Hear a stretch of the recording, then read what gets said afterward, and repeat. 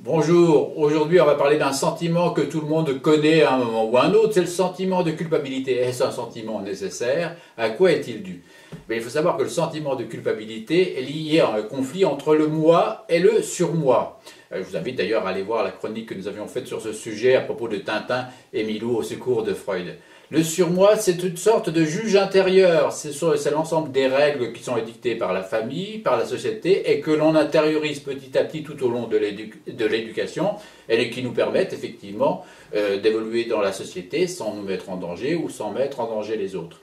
Donc c'est une sorte de garant par rapport à nous-mêmes, et justement ça nous empêche effectivement de nous mettre en danger, de mettre en danger les autres, dans la mesure où on a intériorisé le fait qu'il ne fallait pas le faire parce qu'effectivement il y avait des risques. Donc d'une certaine façon, il nous protège. Mais quelquefois ce surmoi peut être excessif. Je vais prendre un exemple tout à fait simple. Il vous arrive à vous, comme à moi, de casser un verre, un bol, un vase, que sais-je, et on ne le fait pas exprès.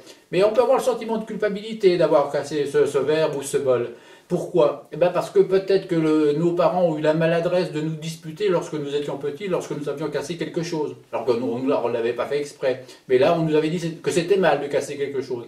Alors vous voyez, là, ce surmoi-là, intégré de cette façon-là, peut être injuste ou injustifié. Donc autant le surmoi est nécessaire quand les causes sont tout à fait réelles et qu'on peut se mettre en danger ou mettre en danger les autres, ou qu'on véritablement on fait des excès qui peuvent s'avérer nocifs, autant quelquefois il peut être excessif et nous empêcher de faire des choses et qu'on ait un sentiment de culpabilité qui se répète trop souvent et qui nous empêche de bien vivre. Donc chaque fois qu'on a ce sentiment-là, on peut s'interroger, est-ce qu'il est justifié d'une certaine façon? Et quelquefois on peut peut-être faire avancer les choses de façon beaucoup plus agréable et positive. Allez, à une autre fois pour d'autres chroniques. Au revoir.